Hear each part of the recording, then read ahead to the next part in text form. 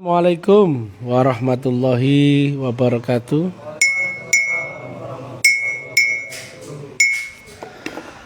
Alhamdulillah, alhamdulillahirabbil alamin. Wassalatu wassalamu ala asrofil anbiya wal mursalin sayyidina wa maulana Muhammadin wa ala alihi wa sahbihi ajmain. Ketemu lagi dengan Mr. TM dengan uraian-uraian ilmiah tentang metodologi metafisika tasawuf eksakta. Judul yang kita angkat kali ini adalah ibadah yang tidak memakai aplikasi wasilah nggak akan nyambung, nggak akan sampai. Tentang Tuhan ini tidak mudah dijangkau ya. Sholatmu pun gak menjangkau Tuhan. Ibadahmu juga bukan. Dzikirmu juga bukan. Teknik menjangkau Tuhan itu ada rukun syaratnya. Barulah bisa nyambung. Itulah teknik yang bisa kau pakai di dalam sholat, dzikir, doa, ibadah. Baru ada nyambungnya. Kalau nggak memakai itu nggak bakal nyambung. Wasilah di dalam Al-Maidah 35 itu sangat penting ya. Karena berhubungan dengan teknologi. Yang teknologi ini ada di alam metafisika. Atau di alam di atasnya alam fisika. Alam roh. Mulai masuk ke kubur, barzah dan sebagainya. Lewat Shirathul Mustaqim, menembus lapis-lapis langit akhirat itu. Lewat gelombang, lewat channel. Nah, karena yang kita tuju dalam sholat itu, yang kita sembah, bukan di depan tempat sujudmu itu, bukan. Ya, kalau Tuhanmu itu ada di depan nongkrong, di depan tempat sujudmu, bisa kau sembah langsung, betul nggak? Ada nggak Tuhanmu nongkrong di depan tempat sujudmu itu? Nggak ada. Di masjid ada Tuhan nggak, saya tanya? Di Mekah ada Tuhan nggak? Nggak ada semua tuh. Tuhan tuh nggak di sini, bro. Tuhan itu ada di Malik Yaumiddin. Tapi Tuhan ada di balik relatifmu sendiri. Selama kau ada, Tuhanmu nggak ada. Ngeri ini. Makanya kalimat tahlil, tauhid ya. La ilaha illallah. La ilaha baru akan ada illallah. Jadi nggak langsung illallah, nggak ada tak? Mesti la ilaha baru akan ada illallah. La ilaha dulu.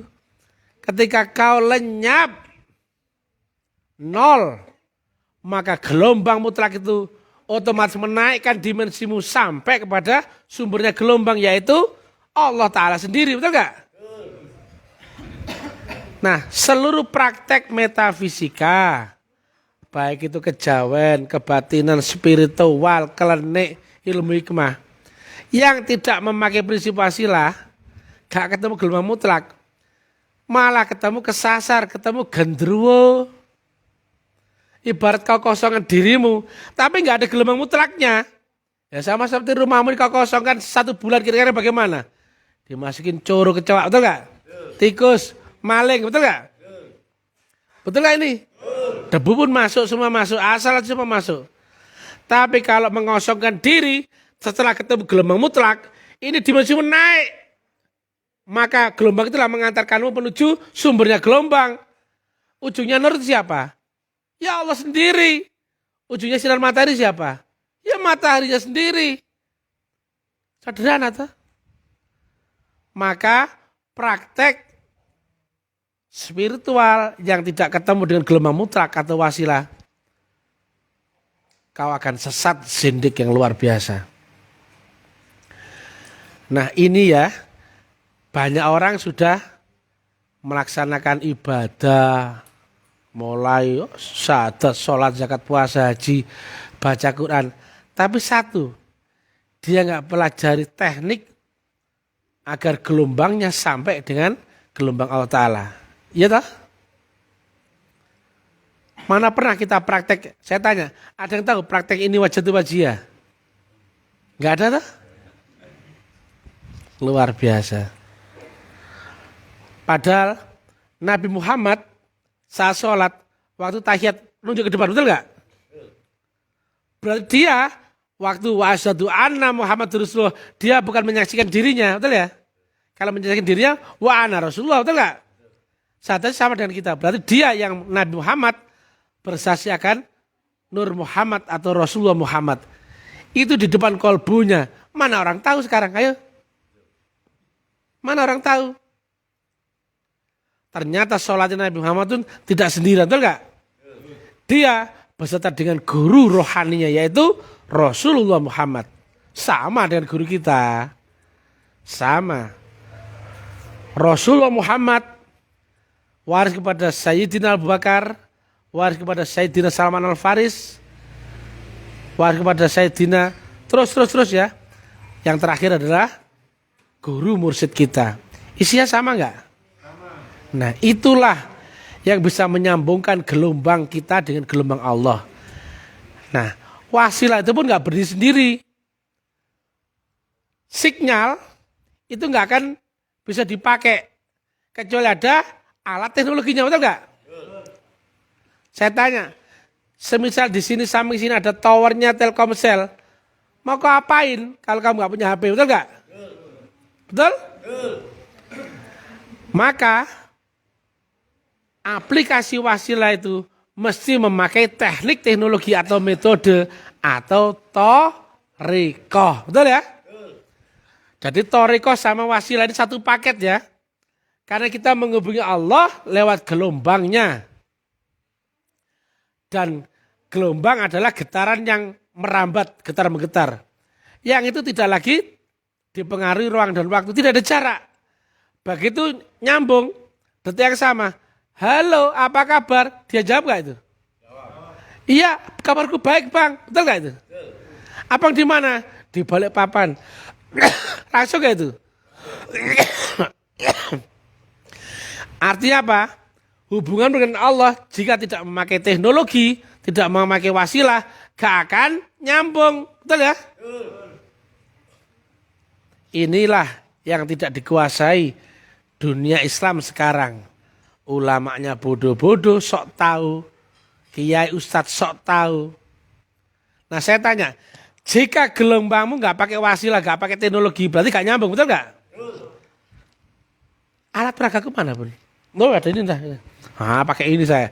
Ini pentungan hansip ya. Jangan dibilang ini tongkat komando, ini pentungan hansip. Saya tanya, jika kau di sini di dunia, Allah dilapis langit, 7 lapis langit akhir di atasmu.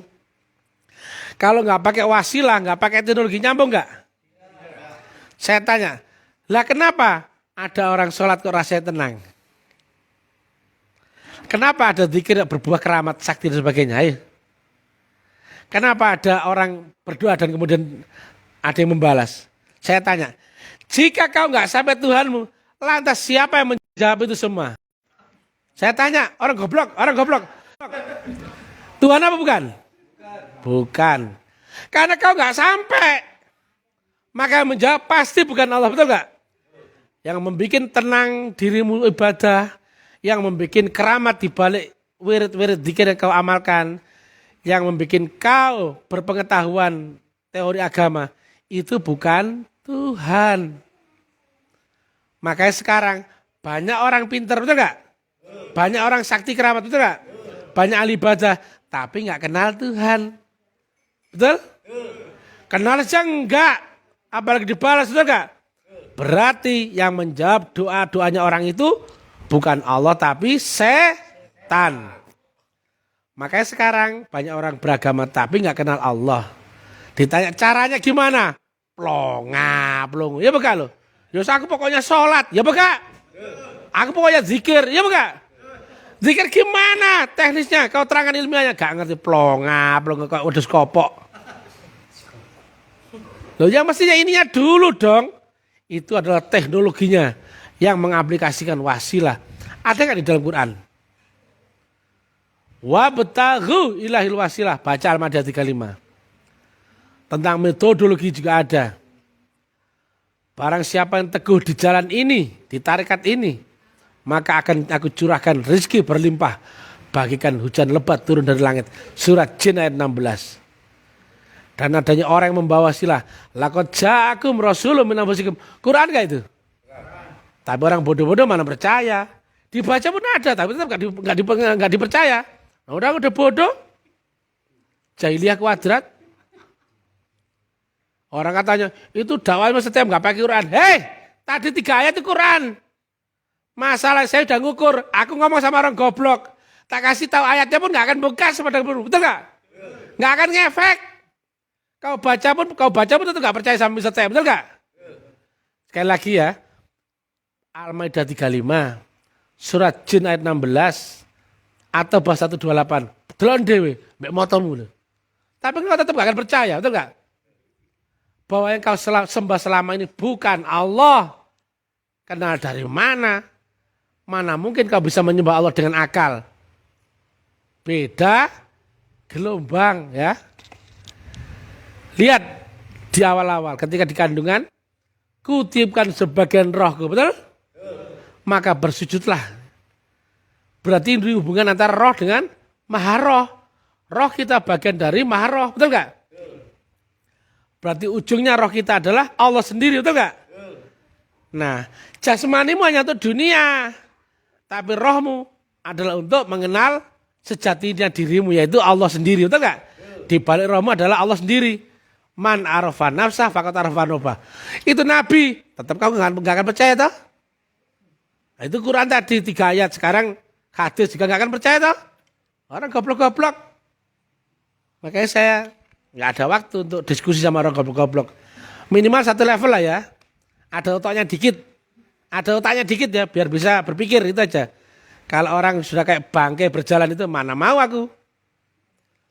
Ya, jadi demikian ya. Yang pertama kau belajar adalah teknik menyambungkan gelombangmu dan gelombang Allah lewat wasilahnya dan memakai teknologinya atau thariqahnya. Nah, thariqah itu apa sih? Metodologi. Nah, metodologi itu apa sih? 2. Syarat rukun dan teknik. Mana ada nabi yang tidak dibaiat? Saya tanya, ada nggak? Mana ada nabi yang tidak memakai teknik dzikir? Mana ada nabi yang tidak memakai metodologi suluk? Mana ada nabi yang tidak mengemban visi misi ketuhanan? Ini yang hilang. Ini padahal isinya thariqah. Orang asal nyocot dikira thariqah itu bid'ah. Wahabi keplek goblok gitu. Hei, yang masih terdoktrin Wahabi goblok muka keturunan. Bodoh amat, misalnya bilang goblok. Emang goblok mau apa? Kalau ini gelas saya bilang botol, aku bilang goblok, betul gak? Ini gelas saya bilang gelas. Lah kalau kau goblok tak bilang apa? Goblok. Bodoh amat. Oh jelas gak mungkin kok. Saya tanya, mana bisa kau sholat di sini dengan jasmanimu, dengan akalmu bisa sampai Tuhan? Saya tanya, bisa gak? Bisa. Sampai dobolan gak iso. Betul gak? Makanya sekarang mana ada cerita orang menerjemahkan teknik Mi'raj? Gak ada. Tapi sakti-saktian diumbar orang. Betul gak? Wih, amalkan ini. Ya tak? Pinter-pinter nih. Diskusi, simposium, mudzakarah. Kemudian ceramah. Kemudian berlomba-lomba ibadah. Tapi gak kenal Tuhan. Itu ibadahnya orang goblok-goblok. Jadi sebelum kau beribadah, sebelum kau Islam, kau belajar dulu teknik untuk menyambungkan gelombang. Makanya rukun Islam yang pertama itu adalah syahadat. Pernah kau saksikan Allah dan Rasulmu? Lah kok tuwek-tuwek gak tau protes? Umur berapa? Umur 45, gak pernah protes takon dari kiai ini. Betul gak? Ya itu goblok. Aku bersaksi, tapi gak ada yang pernah aku saksikan. Ya apa gak lo? Gantian aku yakini gitu loh. Wani, berani merubah syahadat. Ini goblok-goblok kan naik. Katakan nih, aku bersaksi ini adalah gelas isinya air, betul gak? Lah ngono lho bersaksi. Pengadilan dunia, misalkan Pak Abdul Haris dijadikan Bapak dijadikan saksi ya dalam kasus ini ya? Ya Pak, misalnya gitu. Apakah Bapak di kejadian kemarin di rumahnya Pak Dul Kamit tanggal 4 Agustus kemarin ada di TKP dan melihat dengan mata kepala Bapak sendiri? Oh tidak Pak, saya lagi ini diajak keluarga acara mantenan sepupu. Loh, ini bukan saksi ini, betul nggak? Siapa Mbak kesini? Siapa? Kalau dia sengaja, pidana nggak dia? Pidana. Tapi kalau dia goblok, keluar. Betul nggak? Itu hakim aja nggak mau, betul nggak? Apalagi Tuhan. Aku bersaksi, betul. Kau bersaksi, kau lihat dengan mata kepalamu sendiri akan Allah dan Rasulmu. Itu katanya orang Pak. Hei goblok. Kata siapa? Kata guru saya, katanya gurunya, kata goblokmu. Ya bakal lho. Lagi orang Islam lho, nalare kok sak kuku ireng lho, piye? Lah ngono dipercaya, gak ono kritis ku piye? Bersaksi ngene lho, bersaksi. Ya bakal lho. Makanya rahasia di manakah sifat wujudnya Allah itu harus clear dulu. Kalau kau nggak tahu di manakah Allah yang mewujudkan dirinya, nggak akan bisa kau saksikan Allah dan Rasulullah, betul nggak? Betul nggak sifat 20 yang pertama adalah wujud? Tapi betul nggak ada yang menerangkan sifat wujudnya? Kalau misalnya menerangkan itu wujudnya Allah adalah guruku, apa? Ya. Yaitu orang yang membawa nur Allah ke dunia ini di zaman ini. Rasulun min anfusikum. Ada nggak ayatnya? Ada nggak sifat 20 menerangkan itu? Tapi kau kan nggak percaya, betul nggak? Ada nggak sahadat itu bersaksi? Loh, kau sahadat itu nggak percaya, berarti kau masih kafir, ya nggak? Berarti 1, 2, 3, 4, 5, 7, 60 masih kafir. Ayo sekali lagi, masih kafir. Tapi besok bayat ya. Besok belajar mulai beriman ya. Jadi mulai rukun Islam yang pertama, bersyahadat akan Allah dan Rasulmu yang ada di zaman ini. Bukan zaman 1500 tahun yang lalu. Mana mungkin kau bisa saksikan wujudnya Nabi Muhammad, betul nggak? Lo pikirnya buta lo gak iso. Ya bukan lo. Terus gak ada apa bahasa basi ini lagi. Gak perlu bahasa basi itu the point aja. Jadi manusia gak mungkin bisa syahadat jika dia tidak ketemu sifat wujudnya Allah di zamanmu sendiri min anfusikum. Karena dia menempati Rasulum min anfusikum. Baca atau bahasa 128. Gak percaya bahwa wujudnya Allah adalah manusia, tapi wujudnya bukan Allah loh ya. Itu wujudnya tok. Wujudnya air berubah apa? Tapi apakah air sama gelas ini sama? Tidak. Wujudnya tok ya, paham ya? Nah, kalau nggak percaya, baca surat An-Nas. Qul a'udzu birabbin nas. Apa itu? Tuhannya manusia. Lanjutannya apa coba? Artinya apa? Rajanya manusia rupa apa? Manusia. Lanjutannya apa? Ilahin nas. Apa itu? Sesembahan manusia, betul nggak? Tuhannya manusia, rajanya manusia ya manusia, sesembahan manusia rupa apa? Manusia. Blok goblok. Ayo ke. Ayo ke. Kau tak ajari sirik apa ke? Ya.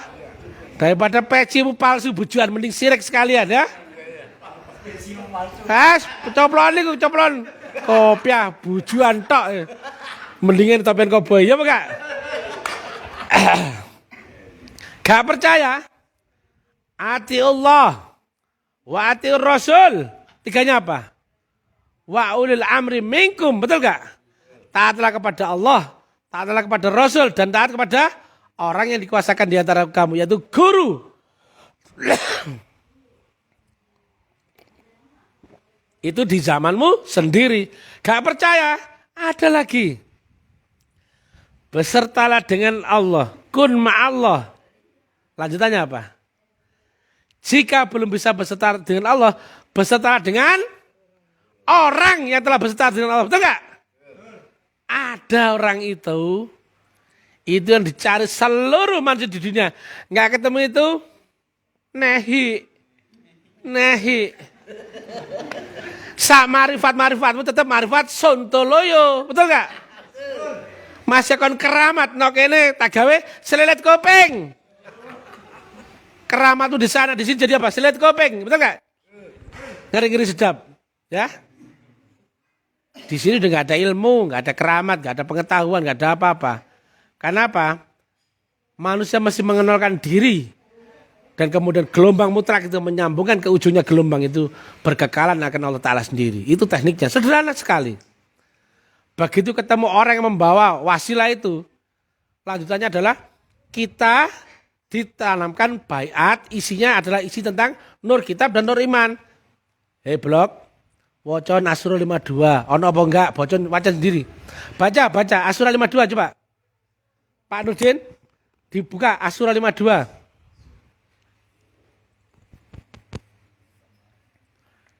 Coba saya tunggu.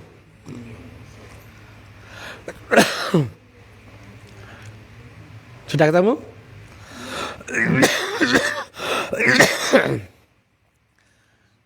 Ya udah saya buka aja ya.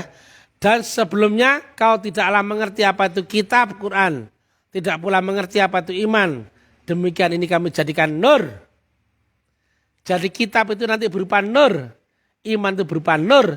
Ditanamkan dalam kolbumu saat baiat. Nah, baru manusia yang telah tertanamkan alat itu kan sama dengan ini. Lihat ya. Relatif menggandeng unsur mutlak, maka adaptasi menuju mutlak, betul nggak? Lah kalau nggak ada ininya, nggak mungkin bisa sampai sini, nggak mungkin.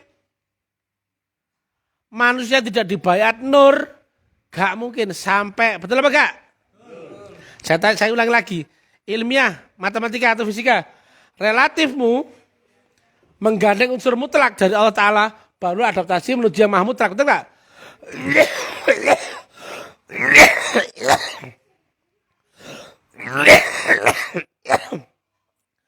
Atau siapapun manusianya, jika tidak beserta unsur Allah, nggak akan bisa pulang, betul ya? Atau ibadahmu nggak mungkin sampai, nggak perlu debat ya, nggak penting. Karena ini sudah ilmu pasti, betul ya? Maka siapapun engkau yang tidak dibaiat ilmu ini,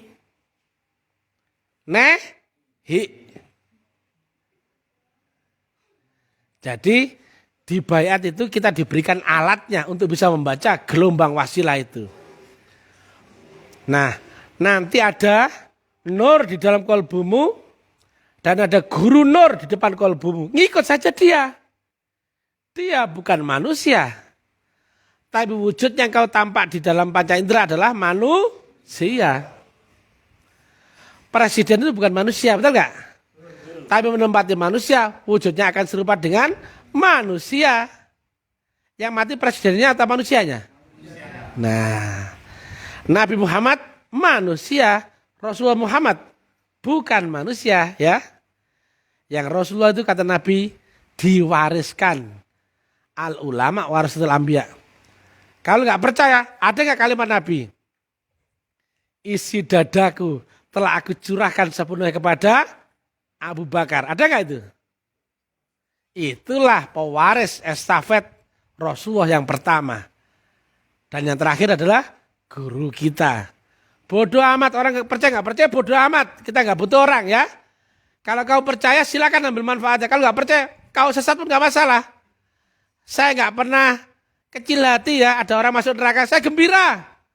Bodoh amat, saya tepuk tangan. Oh kapok kon yo mlebu neraka. Ya enggak? Oh nyonyor kon yo, nyor kamu kon yo, nyonyor cangkemmu mlebu neraka kon yo. Apa lapo? Ya saya naku. Kamu lihat aku enggak sopan, bodoh amat. Ada orang masuk neraka, ya saya naku, aku seneng. Ya. Cuek saja bodoh amat. Ini lu gue ya. Lu nggak cocok, oke nggak masalah. Lu rewel, gua blokir, gitu. Gak usah dodo. Wes gak ada, tadi ngaling-ngaling, nggak ada goblok, tas saya. Jadi sekali lagi ya, siapapun yang tidak memakai teknikalnya atau torekohnya atau metodologinya nggak mungkin sampai. Jadi metodologi itu ditanamkan alat. Yang kedua diajari kaifiat tekniknya. Ya. Nah, kemudian metodologi itulah lewat baiat dan diajari kaifiat untuk menyambungkan gelombang dengan gelombang Allah Ta'ala. Lewat wasilah. Jadi metodologi namanya tarekot atau tarekoh yang memanfaatkan wasilah. Clear ya? Wasilah itu gelombang Allah. Di mana-mana kan orang percaya Tuhan, betul gak? Ada yang percaya Allah itu dekat, lebih dekat daripada urat leher, betul gak? Tanya, hei, pernah ketemu? Enggak toh? Ada yang bilang Allah di aras, hei, pernah ketemu? Ada yang bilang Allah itu ada di balik kalbumu, pernah ketemu? Ada orang bilang Allah di mana-mana, di setiap ciptaan, pernah ketemu? Enggak pernah ketemu aja kok nyocot, betul gak? Nah, jadi demikian ya. Jangan terlena bobok dengan teori yang disampaikan ulama-ulama, ustadz-ustadz kiai yang goblok-goblok itu. Yang cuma menyampaikan teori bacot seenak dewe. Terangkan dulu tekniknya untuk ma'rifat. Barulah orang itu beragama. Bukan orang diajari beragama tapi gak kenal Tuhan. Buat apa? Ditakoni, Masya Allah, Allahu Akbar, Allahu Akbar, la ilaha illallah, kuwabe iso. Ditakoni surat Nisa ayat 50 misalkan, apal, kuwabe apal. Cuma ditakoni, gimana cara bisa mengenal Allah? Gak ngerti. Kayak apa? Ya kan? Kayak apa? Ilmumu saat kau melek akal sadar, tahu gak? Tidur ditakoni, man robuka, hei goblok, bisa jawab dia? Plong. Iya bukan lo? Saya tanya, apa ada bedanya guys? Seorang ulama, dukun, bajingan, pemabuk anak kecil waktu tidur. Waduh ae. Iki lho, akan dani ilmu iki nembus kene lho, blok goblok. Mi'raj go jangan tak kandhani. Wajib mi'raj. Iki live iki. Kalau cocoknya Mr. Tem itu enggak dibuktikan orang, enggak mungkin saya diterima orang, betul enggak? Kalau tokek busuk-busuk ini nanti enggak membuktikan, enggak perlu kau percaya aku, betul enggak? Tapi kalau percaya dan cocok, nanti kasih kepiting lagi ya. Ya, kalau benar itu. Tapi kalau nggak benar, tolak saya ke sini ya. Gitu dong. Happy-happy aja, nggak ada beban ya. Tapi kalau benar dan cocok, tambah cumi-cumi goreng ya. Nah, ini balik papan bro. Muka-muka buru-buru ini baru kenal, tapi happy mereka sama Mr. Tem. Karena omongannya nggak perlu basa-basi, betul ya. Nah, jadi demikian. Itu yang kata Nabi, mutu kebelantamu itu, betul nggak? Nah kalau orang nggak pernah mati hakikat, mana bisa kau menembus kubur? Mana bisa kau aplikasikan rohmu, karena rohmu ada di atas kematian jasmanimu, betul nggak? Maka semua orang ini tidak pernah mati, nggak mungkin bisa masuk kubur. Apalagi barzah, apalagi ini. Hanya orang di baiat yang dipraktiknya adalah dimatikan di dalam hidupmu. Atau yang dulu ilmu kejawen, mati saat jroning urip. Bun, bukain bun, tak tolong bun. Udah mas, jadi demikian ya. Besok bayarnya ya. Besok kan ya. Jadi sambil nunggu yang lain datang ya. Hari ini saya capek lah. Ngomong kayak gini panjang-panjang nih, suaranya mau habis ini. Apa? Belum? Gak apa-apa, kita ngobrol santai. Jadi bayat itu sederhana. Jadi kita manut saja. Kita akan mengalami suatu apa yang dikatakan Nabi. Orang yang mendapatkan syafaat akan mengalami kematian. Rasanya tidak ubah seperti bangun dari tidur. Berarti kau mengalami kematian waktu baiat itu rasanya seperti orang bangun dari tidur. Berarti praktekmu itu keberantamu itu adalah tidur. Loh enak toh?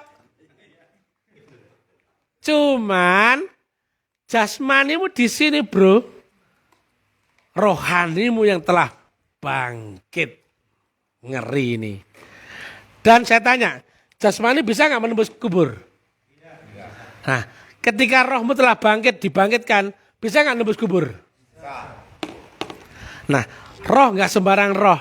Roh yang mendapatkan unsur Allah Ta'ala sendiri, nur. Maka rohmu beserta dengan nur Allah yang dibimbing oleh guru cahaya atau guru walia mursyida yang bukan manusia. Maka rohmu bisa menembus kubur, barzah, dan sebagainya. Clear? Saya tanya, mana ada orang bisa menembus kubur tanpa lewat kematian? Tidak ada, betul ya? Makanya orang keramat ujungnya apa? Mati, betul ya? Orang sakti ujungnya apa? Mati. Orang kaya ujungnya? Mati. Orang ahli ibadah ujungnya? Mana bisa ke sininya? Yang pentingnya ke sininya, betul gak? Bukan ibadah di sini bulat kalau itu nasib, betul gak? Gak perlu di sini, gak perlu. Tujuanmu adalah ibadahmu sampai ke Allah Ta'ala. Sholatmu yang gak nyambung. Dapatnya apa? Neraka well. Betul gak? Lu gak cuma capek bro. Neraka well. Bunyinya apa? Celakalah orang yang lalai dalam sholatnya. Betul gak? Bukan lalai sholat loh ya. Lalai dalam sholatnya. Orang yang sholat tapi gak nyambung. Betul? Dapatnya apa? Neraka well. Ngeri toh? Nah sekarang dunia Islam itu sekarang bodoh-bodoh, goblok-goblok itu. Kenapa dia kok mendahulukan sholatnya yang ini, tapi tidak pernah ada mengajarkan teknik untuk menyambungkan sholatmu itu, betul gak? Namanya sudah bodoh-bodoh semua. Yang benar cuman? Yang benar cuman? Sekali lagi? Lagi?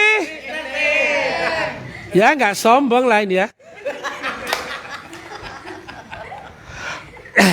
Kata orang sih, Mr. Tem itu brilliant baik hati dan tidak sombong. Kata orang ya. Nah, jadi ya mohon maaf ya. Jadi ketika kau memutuskan untuk belajar ilmu ini, maka pengetahuanmu semua akan dihilangkan. Gurumu akan hilang semua. Guru yang lama nggak dipakai lagi. Harus siap-siap disiplin loh ya. Kita memasuki dimensi yang sangat berbeda. Ilmu yang berbeda. Tidak lagi memakai akal. Sama sekali enggak nanti. Tidak pakai akal. Tidak pakai pengetahuan. Tidak pakai guru-guru relatif, enggak ada. Guru mutlak hanya ada satu. Dan lihat ya. Semua guru-guru dibandingkan ini sama dengan apa? Nol. Betul? Apapun dibandingkan mutlak sama dengan nol. Cerita yang lalu, ilmu yang lalu, semuanya akan nol. Harus siap. Nah, karena apa? Inilah sulitnya. Hadirnya konstanta mutlak saat kau nol. Ketika kau ada, maka konstanta mutlak tidak ada. Betul ya? Ketika kau menjadi setengah, maka X per 2X, betul nggak? Hadirnya konstanta mutlak pada saat kau nol. Kau akan dihilangkan ilmumu, pengetahuanmu, ibadahmu, keramatmu, cintamu, saktimu, tetek bengekmu menjadi nol. Bongko cocotmu.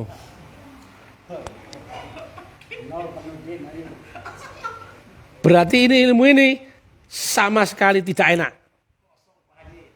Lihat ya. Ibarat ya. Ini kan ya. Balon di sini.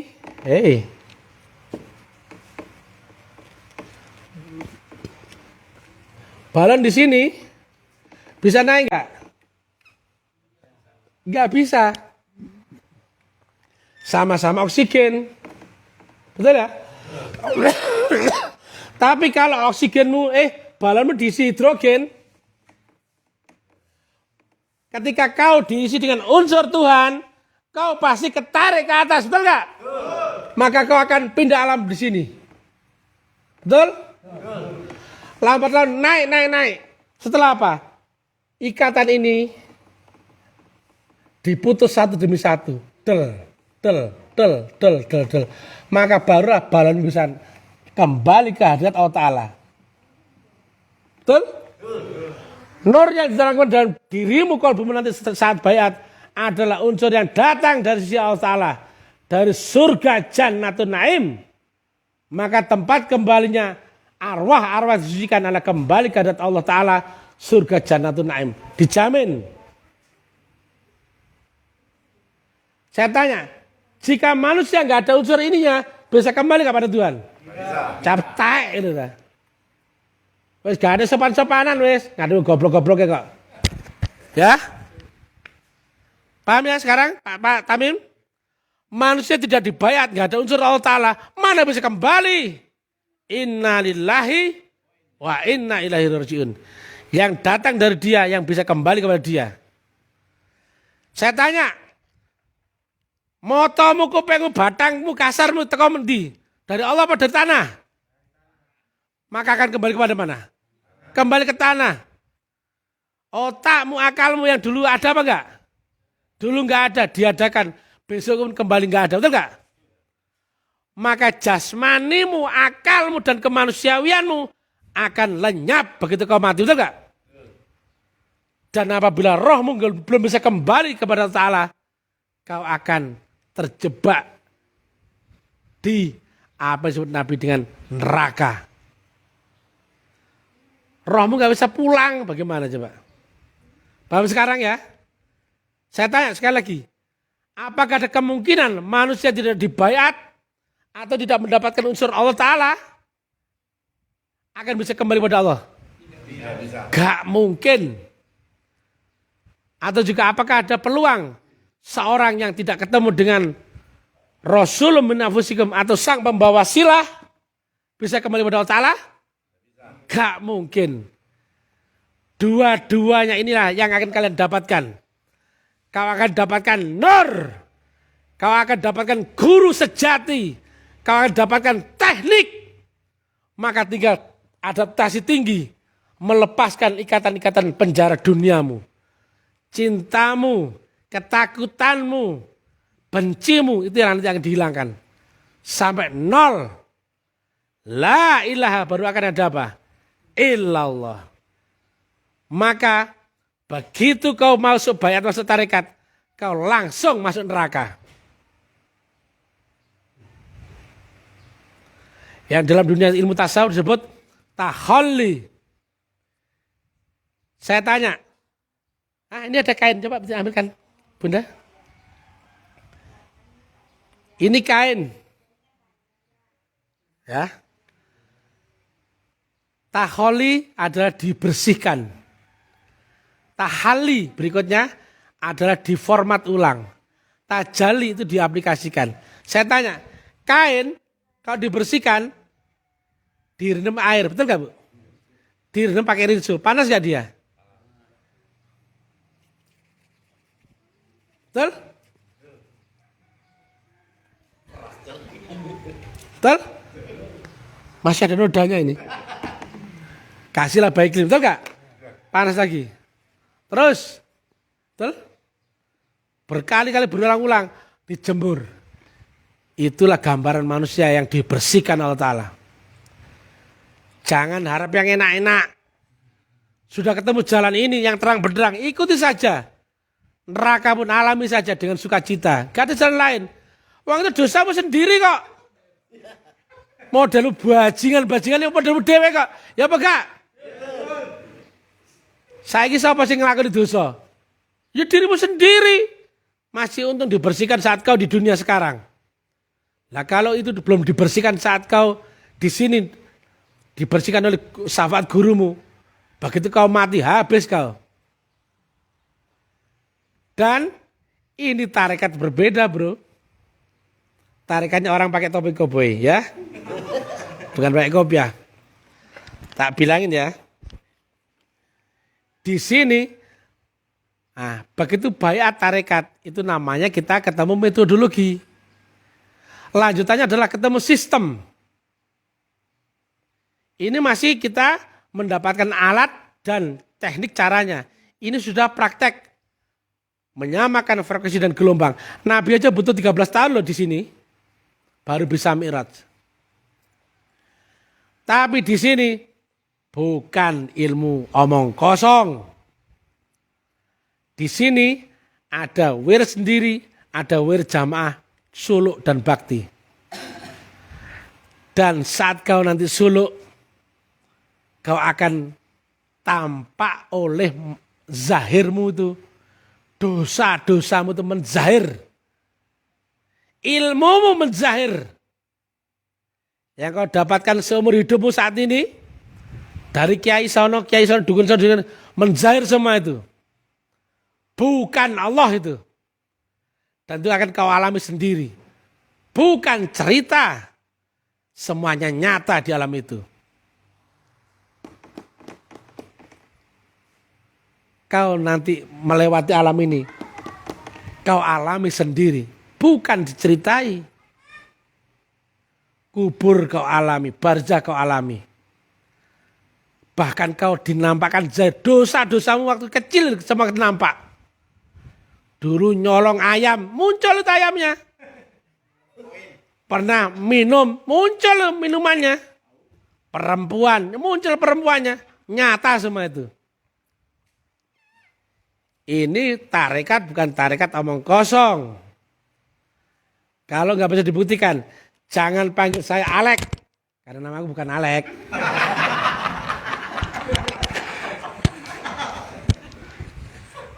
Namaku Mr. Tem yang brilian baik hati dan tidak sombong. Jadi semua ini kau alami loh ya. Dan kata Nabi, perhatikan ya. Ini kan nyebrang lewat Siratul Mustaqim. Semua orang butuh di sini. Karena nggak ada satupun manusia yang bisa menembus kubur. Betul nggak? Jalanmu terhenti. Ibaratmu jalanmu buntu, ketemu jurang atau ketemu sungai arus deras. Terhenti di sini.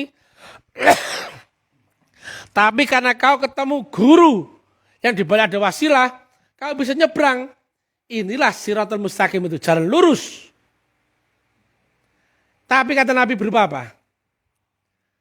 Jembatan Siratul Mustaqim berupa apa? Rambut dibelah 7. Betul nggak? Saya tanya, ada nggak satu orang manusia bisa lewat jembatan yang terbuat dari rambut dibelah 7? Ngeri ya. Tidak ada satupun manusia yang bisa. Hanya mereka mendapatkan syafaat gurumu. Betul nggak Nabi? Ada yang merangkak berjalan berlari dan cepat kilat. Nah, siapa yang telah melewati Siratul Mustaqim? Orang yang telah dibayat. Betul? Tapi itu pun sangat tinggi peluang jatuh kembali. Kata Nabi, terjatuh lagi ke jurang neraka kembali. Betul nggak? Maka, kalau mau niat bayat masuk tarekat, jangan ada pamrih sedikit pun. Jangan cari surga. Jangan cari selamat. Jangan cari ini itu. Hanya pasrahkan diri. Mencari Allah dan ridhonya. Karena kau akan siap-siap dihabisi dosa-dosa yang dahulu.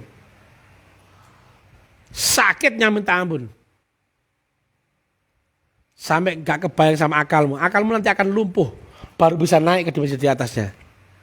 Jadi orang mi'raj itu gak mungkin dia dikerjakan di alam sadar. Sampai ininya hilang.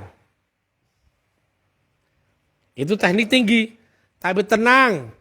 Ada mentormu yang tampan ini ya. Selama ada mentor, rumus-rumusnya kita kasih. Tapi disiplin tinggi ya. Harus siap berbakti dan berabdi. Kalau Mr. TM ini mentor yang berani turun gunung ke lapangan, berarti sudah siap. Nyawanya rangkap berapa ini? Oh, rangkap 21 nyawanya ya. Belakang ini ya. Nah, banyak orang marah sama dakwah Mr. TM ini. Kenapa? Membuka rahasia tentang metodologi ketuhanan. Ahlinya. Bodoh amat ya. Saya nggak pandai baca Arab. Karena saya orang Jawa. Nggak perlu kearap-arapan. Tapi kalau untuk mengenal Allah, kau sinir kau belajar sama Mr. TM. Tapi cium tangan dulu. Bawa kopi gula. Sama menyan. Ya. Sama kepiting. Ya. Nah, tadi ya, la ilaha baru akan ada illallah. Maka seluruh kemanusiawianmu akan dihilangkan, betul nggak? Maka nggak lagi laku ilmu sakti, nggak ada.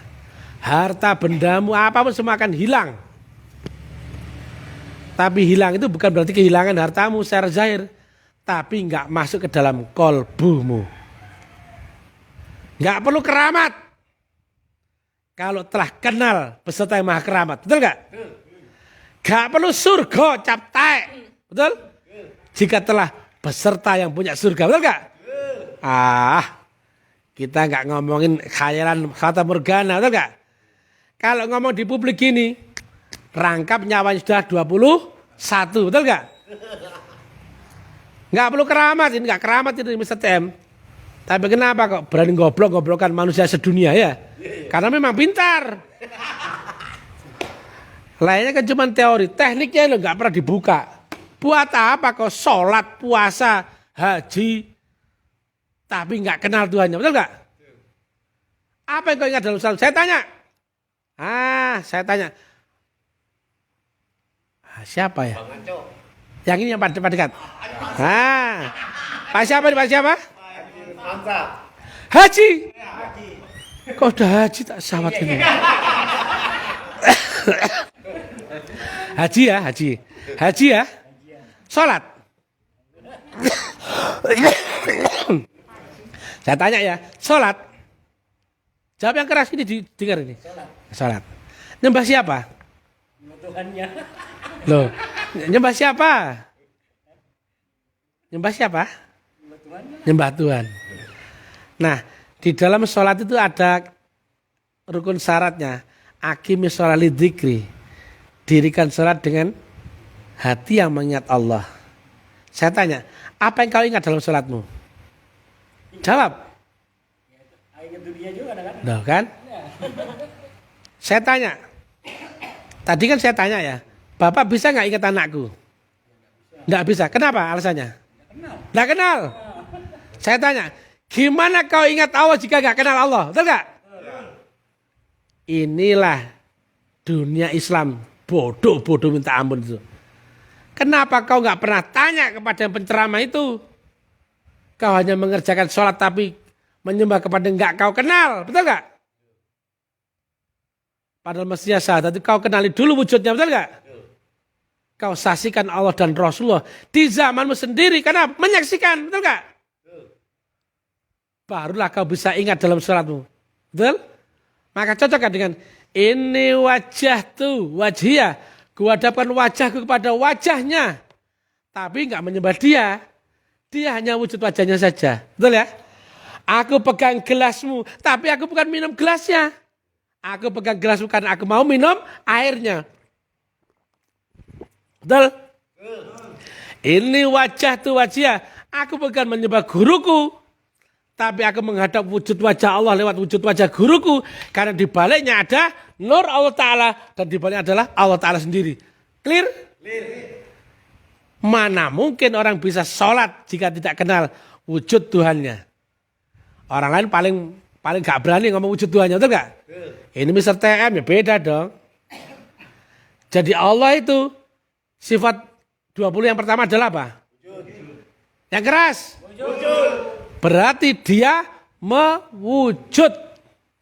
Menempati wujud. Maka kita mengenali sifat-sifatnya lewat wujud itu. Wujud itu adalah utusan yang membawa wasilah nur Allah. Rasulun min anfusikum. Bunyinya apa artinya? Seorang utusan. Seorang itu monyet apa meja atau apa? Manusia. Betul gak? Maka wujudnya Allah adalah manusia. Maka wujudnya Allah adalah yang kau saksikan dalam syahadatmu. Yaitu wujudnya Allah dan wujudnya Rasulullah. Yang berupa apa? Manusia di zamanmu sendiri. Rasul min anfusikum. Tepuk tangan. Jadi siapapun engkau yang belum ketemu wujudnya Allah, belum ditanamkan alat yang bisa naik ke hadirat Allah Ta'ala, belum ketemu wasilahnya, belum ketemu guru rohaninya, nggak akan bisa sampai, betul ya? Yang dengan inilah kemudian kau aplikasikan dalam zikirmu, sholatmu, ibadah dan doamu.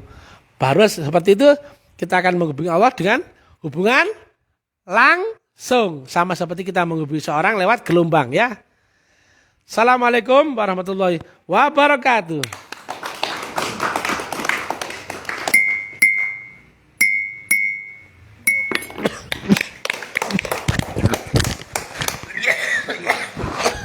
Aduh, batuk.